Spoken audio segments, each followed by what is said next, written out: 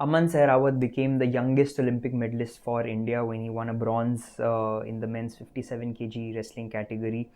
And to be fair, that was the only silver lining in India's other rather disappointing wrestling campaign at Paris 2024. He got off to a flying start. He pulled off two technical superiority wins, and then he was just unfortunate rather to face the Japanese top seed Rei Higuchi in the semi-final. But it was fairly smooth sailing for him in the bronze medal match.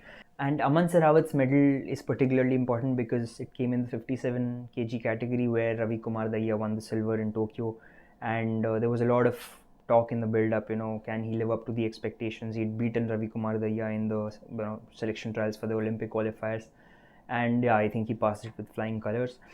Moving on to the sadder parts of the wrestling campaign, obviously there was the heartbreaking story of Vinesh Fogart. We've covered that. If you want to check out the details, you can find the link in the description. But that was just the tip. If you see earlier, there was Nisha Dahiya who was like cruising through to the semi-final. She was leading 8-0 against Park Sol Gum of North Korea when she faced, I think first she dislocated her finger and then eventually she injured her shoulder, which meant that she wasn't really able to compete. She still persisted. She wanted to fight till the end, but the North Korean just took it 10-8 in the end. And she was heartbroken. She had to be actually carried off the mat, taken off the mat by her coaches. Antim Pangal, the World Championship bronze medalist in the 53 kg category, lost in the first round by technical superiority, and that was, I think, really a sucker punch for Indian wrestling. I think Vinesh was that, but just before that, I think it really sort of dampened the spirits. Anshu Malik could not make it past the first round, and then to end the wrestling campaign, we saw Ritika Huda bow out of the quarterfinals on a countback rule. It was a very intense, very defensive bout. Ritika led first by a passivity point and then conceded another passivity point and eventually lost out on a countback rule.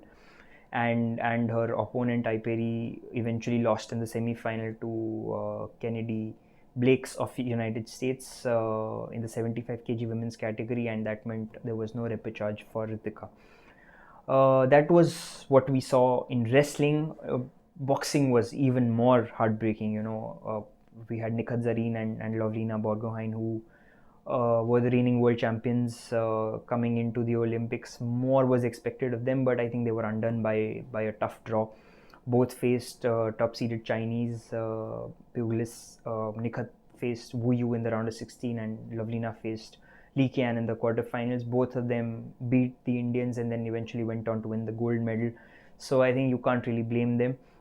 But I think one particular aspect that was pointed out in these Olympics was the officiating in the sport of boxing. There's not a lot of sports where there's the extent of subjectivity in decision making is to the extent where what we saw at boxing in Paris 2024. Nishan Dev, who was the likeliest to get a medal after Nikhat and Lovlina bowed out, he was in the quarterfinal, and frankly he had a favorable draw as well, but again due to I won't say the officiating was wrong, but there's obviously a lot of room for debate on that, a lot of room for discussion on that. He lost to a Mexican boxer 4-1 by a split decision, and that meant India ended boxing without a medal this time around.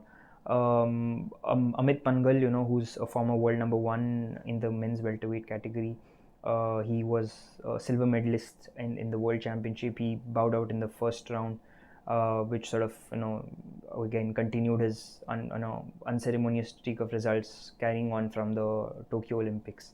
That was all we saw from combat sports. India won a cumulative of 1 medal. Tulika Aman was a part of judo, but she lost in the round of 32, which was her opening fight. 1 medal to show for from combat sports. Obviously, we had a lot of contenders going in, but sort of did not fruit into any more medals than the solitary bronze medal that Aman Sehrawat got. To check out more such reviews, you'll find the links in our description. Until next time, this is Abhishek Saini.